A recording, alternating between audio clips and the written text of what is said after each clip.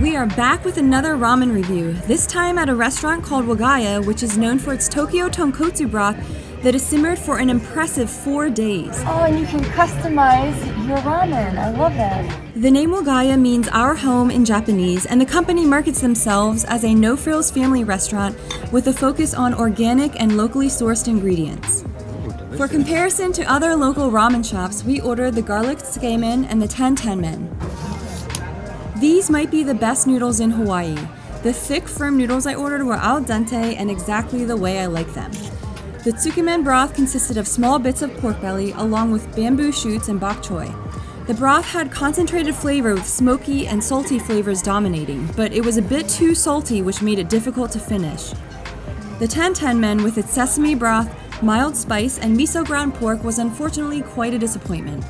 Somehow the sesame flavor was lacking, and overall the dish just wasn't that flavorful. While the classic soup components worked together well, nothing stood out in this ramen. If you want a good bowl of tantan ramen, gomate is a much better option. After the salty pork broth, we ordered the mochi ice cream as our palates craved something sweet. Can I eat it yet? Can I eat it? Sadly, Wagaya was just not that impressive, and I think there are much better ramen options here in Oahu. Thanks for watching.